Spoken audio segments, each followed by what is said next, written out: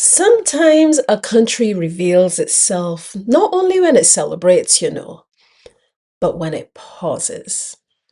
Barbados is a place that is full of sound, the music, the laughter crop over, cricket commentary on the radio, the church bells ringing on a Sunday morning, the road tennis in the gap, that sort of thing.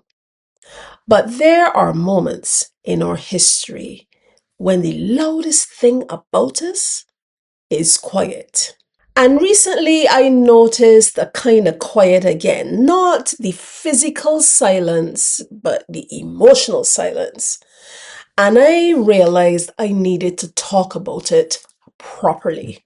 What I'm about to say is not really about one particular moment in time. It is about a pattern that Barbados has actually repeated more than once. And many of us never realized that we are a part of it.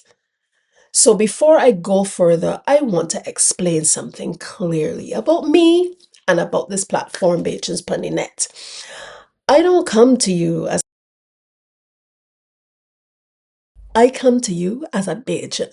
One of we, trying to understand we a little more. I'm an ordinary Barbadian who does pay attention to our history, to our culture, who we are as a people, that sort of thing. Bajans Pun De Net has never been about telling anyone what to think. I just go on about that over and over again. It has been about helping us understand ourselves. And before I continue, I just want to pause for a little bit, right? Because there are some people who are watching me now who have never seen this platform before this week. And there are people who have been here from when I first started January last year. Some of you just comment. Some of you don't even say a thing. Some of you just subscribe. Some of you quietly come back whenever a video does drop. But all I want to do something real important. You give me a little piece of your time. And in a world where everybody just be busy and tired and carrying on with their own worries, time, I had a little effort. So whether you agreed with me or you disagree with me or you watch silently in the background or you like or you share or you just listening while you do something in the day, I truly, truly do appreciate you.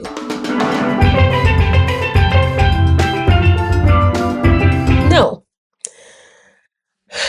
this was never meant to be a place where everybody thinks the same.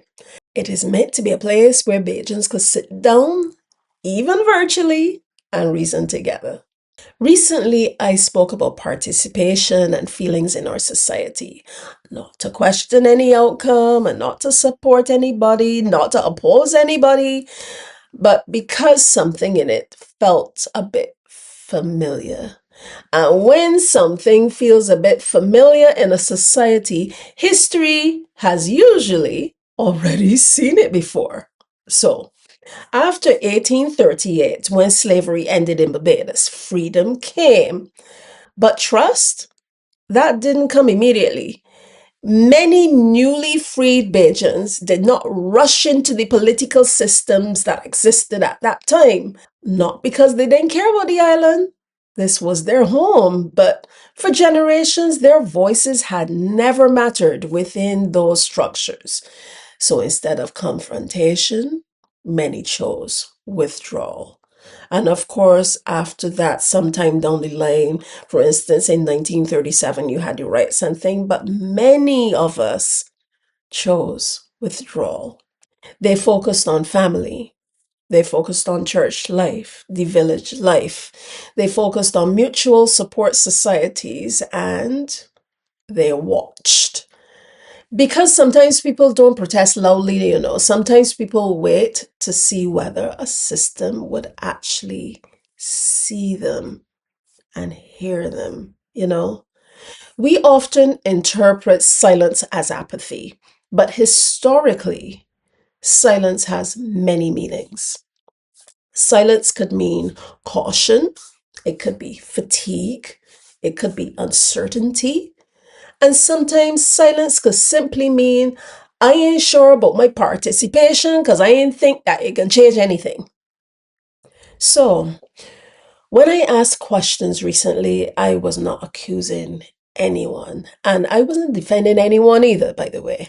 I was recognizing a human behavior that we have actually seen before. Participation in a country is not only about laws and the ballots, it is about belonging. People participate most when they feel seen.